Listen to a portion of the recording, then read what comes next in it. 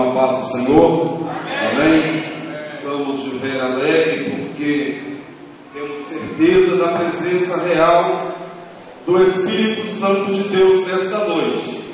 Tomamos como base o Salmo de número 30 e será baseado neste texto que iremos falar um pouco a palavra do Senhor. Salmo de número 30, versículo de número 1 até o versículo de número 5. E depois iremos ler também no livro de Atos dos Apóstolos, capítulo de número 13, e no versículo de número 36. Primeiramente vamos ler o Salmo de número 30, a partir do verso 1 até o verso de número 5.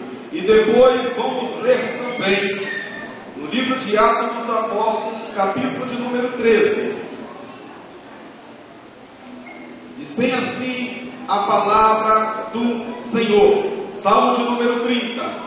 Diz bem assim a palavra de Deus: Exaltar-te-ei, ó Senhor, pois tu me levantaste e não permitiste que os meus inimigos se alegrassem sobre mim. Senhor, meu Deus, clamei a ti por socorro, e tu me saraste. Senhor, fizeste subir a minha alma da sepultura, conservaste a minha vida, para que não descesse ao abismo. Cantai ao Senhor, vós que sois seus santos, louvai ao seu santo nome, pois a tua ira, Senhor, dura só um momento, mas no seu favor está a vida. O choro pode durar uma noite, mas a alegria, ela vem pela manhã. Vamos ler também Atos dos Apóstolos, capítulo de número 13 e o versículo de número 36. Atos dos Apóstolos, capítulo de número 13, versículo de número 36. Diz bem assim a palavra do Senhor: Pois tendo Davi no seu tempo servido conforme a vontade de Deus, dormiu e foi posto juntamente de seus pais e viu a corrupção. Pois tendo Davi no seu tempo servido conforme a vontade de Deus, dormiu e foi posto juntamente de seus pais e viu a corrupção. Os irmãos podem tomar o vosso assento. Meus irmãos, neste segundo domingo do mês de janeiro, do ano de 2011, esta mensagem Deus coloca em meu coração. Antes de entrarmos dentro da Bíblia Sagrada, deixa-me dizer uma coisa, uma lição que o apóstolo Paulo nos deixa para nós. Ele diz: aquele que está de pé, cuida para que não caia. Porque, analisando, meus queridos e amados irmãos, uma das coisas que o homem, o ser humano, tem de mais precioso aqui na face da terra é a confiança. Esta confiança e o respeito adquirido dentro dos dias que a pessoa passa nessa terra é um dos maiores valores que o ser humano pode adquirir. Meus amados e queridos irmãos, o texto que lemos no Salmo de número 30, ele foi escrito pelo rei Davi, visto que o Salmo de número 1 até o Salmo de número 150 tem vários escritores. Um dos escritores que me chama a atenção é o salmista Moisés. O outro salmista que me chama a atenção é o salmista Salomão. E um dos salmistas que também me chama bastante a atenção é o salmista Asaf. E um dos salmos que tem, e como destaque dentro da Bíblia Sagrada, são aqueles salmos que foram escritos pelos filhos de Coré. Mas voltamos à passagem bíblica que lemos, que foi escrito por Davi. Davi, queridos e amados irmãos, foi um dos autores da maioria dos salmos que tem dentro da Bíblia Sagrada. Meus amados e queridos irmãos, Davi, ele teve uma das poucas e mais belas oportunidades da sua vida, visto que lá no Atos dos Apóstolos, no segundo tratado que Lucas escreveu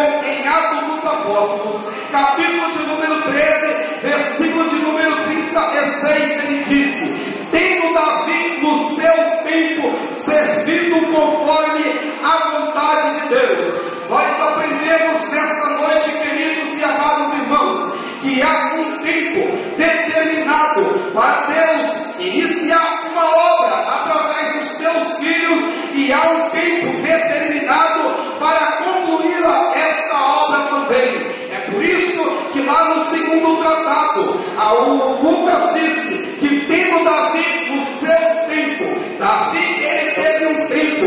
Nós também, queridos e amados irmãos, temos um tempo determinado aqui na face da terra. Então faz necessário nós aproveitarmos a oportunidade que nós temos. E é sobre isso que eu desejo discorrer esta noite. Um dos meus professores uma vez me disse duas coisas que me chamou bastante a atenção. O ser humano, por mais intelecto, por mais inteligente que ele seja, ele tem que ter duas coisas importantes em sua vida. As duas coisas que o ser humano precisa de ter. A primeira coisa que ele precisa de ter é competência, porque a competência vai lhe gerar a oportunidade. Um ser humano sem oportunidade também ele não é nada. Eu gostaria de nesta noite destacar a palavra competência. Competência é a condição que o ser humano tem para destrinchar e descrever alguma coisa. A competência, meus amados, é um ato de intelecto que o ser humano tem.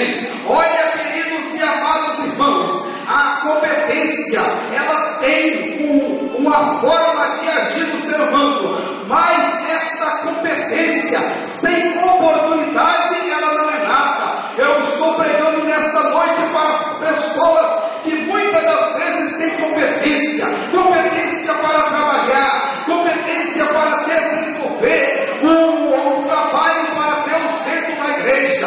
Talvez ela esteja pregando para talvez advogados, para talvez professores, doutores e assim por diante, mas talvez você não teve na sua vida a oportunidade para cursar uma faculdade. Então a sua competência ela ficou ofuscada, a sua competência ela ficou encoberta. Talvez ela esteja pregando para alguém que teve várias oportunidades no ano de 2010, várias oportunidades veio na sua vida, mas lhe faltou competência para desenvolver o trabalho que foi imposto em suas mãos. A oportunidade veio, mas foi embora. Seria como se dissesse: a oportunidade surgiu e lhe saiu entre os seus dedos. Davi, meus amados, ele teve uma das belas oportunidades da sua vida.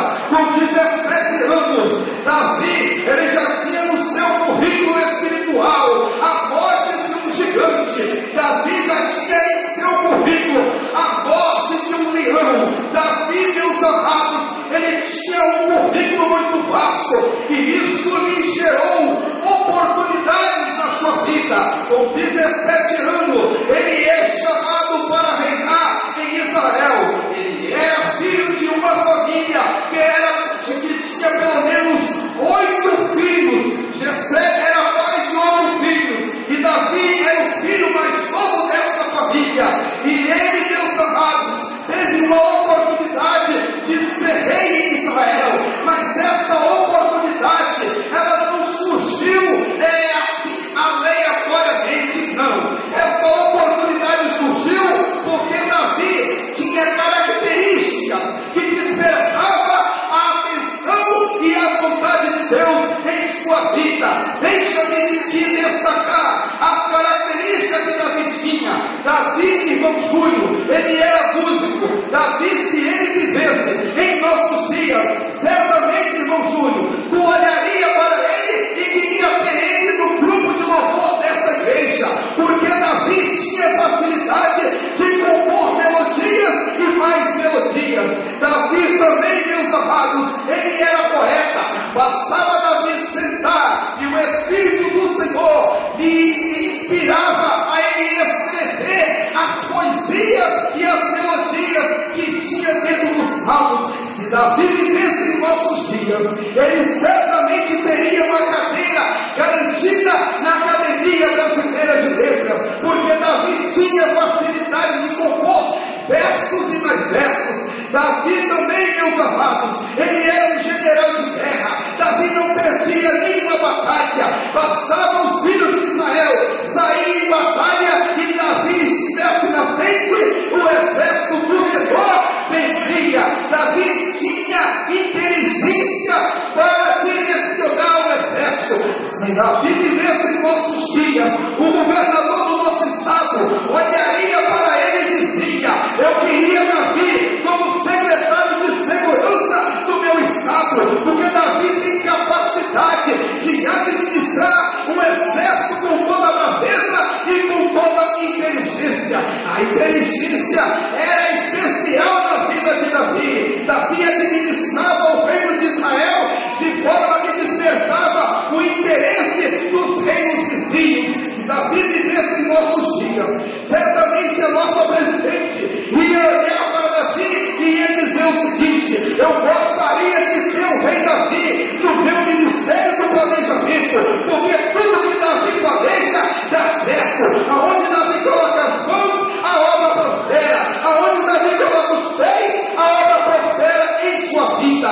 E essas características, queridos, despertava a inveja das outras pessoas, despertava a inveja nos seus inimigos, de forma, meus irmãos, que tinha pessoas que torciam pela derrota do ministério de Davi. Meus irmãos, quando eles souberam que Davi um dia caiu em adultério e participou diretamente no assassinato de um dos seus generais, aqueles seus inimigos começaram a cantar e louvar pela derrota de Davi. Percebam isso nesta noite. Davi, ele adulterou e participou diretamente em um assassinato. E isso, meus irmãos, vem como catástrofe na vida de Davi. Rapidamente, a espada desembanhada passou na sua barriga. Os seus filhos começaram a praticar atos entre eles, de forma que o adultério, a prostituição entrou na vida de Davi. O reino de Davi, ele foi rachado no meio. 12 tribos foram destruídas, foram separadas. As pessoas olhavam para Davi agora com um olhar de desconfiança. Ninguém mais acreditava em Davi. Talvez eu esteja pregando para alguém nessa noite que perdeu a confiança, perdeu o respeito da sociedade. Talvez eu esteja pregando para uma jovem que perdeu o respeito do seu namorado. Talvez eu esteja pregando para uma irmã ou para um irmão que perdeu a confiança do seu esposo, porque num dia você fracassou e ele perdeu a sua confiança. Talvez eu esteja pregando para um jovem que participou do vestibular e foi reprovado. As pessoas olham para você e não dá mais nada. Talvez você perdeu a confiança da sociedade, do seu vizinho, do seu parente, do seu amigo, do seu irmão, dos seus pais. Ninguém mais confia em você. Davi, meus irmãos, ele estava nessa situação, e nessa situação ele não tinha outro recurso. Davi se retira de Jerusalém, ele sobe as campinas. Penso eu que Davi senta em uma pedra e começa a agradecer e a pedir perdão a Deus. Lá no Salmo de número 51 e o Salmo de número 38, que foram escritos primeiro que tem o Salmo de número 30, porque